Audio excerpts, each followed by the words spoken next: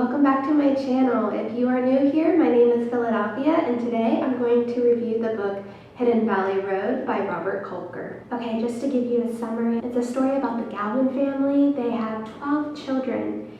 They have 10 boys and 2 girls, and 6 of those boys get schizophrenia. This book shows the individual stories of the children and the parents and how schizophrenia has impacted their lives in different ways from when they are children up until they're adults, and how this disease has put them on so many different roads that the parents didn't necessarily plan for them when they were planning their family. I was really excited to talk about this book. I couldn't put this book down, which is saying a lot because I'm not a big nonfiction reader. It's interesting to see all the different ways each family member copes with this disease and how it has shaped their lives and their way of thinking, especially the family members that didn't get schizophrenia, because it still had a huge impact on their life.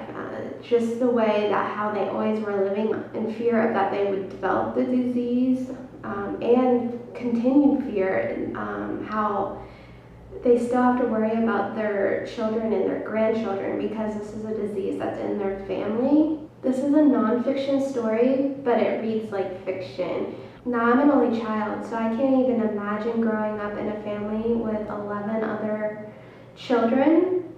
But if 6 of those children had schizophrenia, I can only imagine how hard it would have been to grow up in a house like that. And 2 pages in, you're seeing the view from Mary as a child, and I was just like, wow, this is very traumatic to have to experience this at such a young age, or at any age at all, really. I learned so much about schizophrenia in this book. I have to say I'm pretty new to the subject matter, but I love medical research and just medical fields. If I was better at math, I probably would have been a doctor. So there is a lot of science in this book, but it is in a digestible format where I never felt like the subject matter was over my head. The author really writes it in layman terms and makes it an interesting story, because he still gives the scientists kind of a narrative. The story does tend to focus on the 2 sisters, mainly because they were the 2 siblings that were the most forthcoming with their stories and their experience in the family. So a lot of the story is kind of their feelings and how they coped with it. The other siblings didn't seem to be as forthcoming with the information and their experiences, so I would say it's a little bit biased. I wish the book had a little bit more of a later recap of how the disease has affected the brothers as far as from their perspective, but I know that could be challenging just because some of them have had this disease for 40 or so years, so I don't know if they would have been able to realistically have talked about their experience firsthand in a rational way. It's a very interesting dynamic the story showcases with the mother. The book showcases the mom in good and bad light. At the end of the book, I didn't know if I liked the mom or not, and I think that's how you're supposed to feel, because I think it just lets you know that she was doing what she thought was best. From an outsider looking in, you think it's not best, but what could she have done differently with what she knew?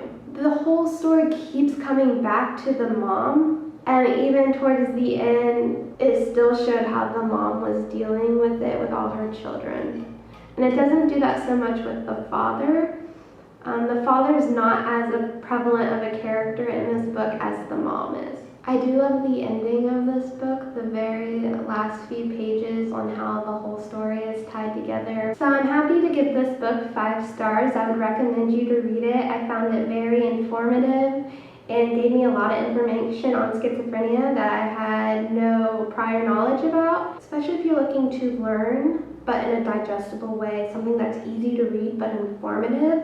This book is great. It gave me a better understanding of this disease and equipped me with knowledge and empathy for anyone that has to deal with this. And I really thank them for opening up their family and their private matters, to let us learn and experience their pain. It gives us an understanding where we still have shortcomings, especially in medicine and how we care for the mentally ill. We still need to treat people with schizophrenia as people, and it really just shows how sometimes people get lost in the system and how some of our methods of handling people with mental illness is not humane. It lacks humanity, and these people are still people, even though they have been subjected to this terrible mental disease, and it shows our shortcomings and where we need to improve in our treatments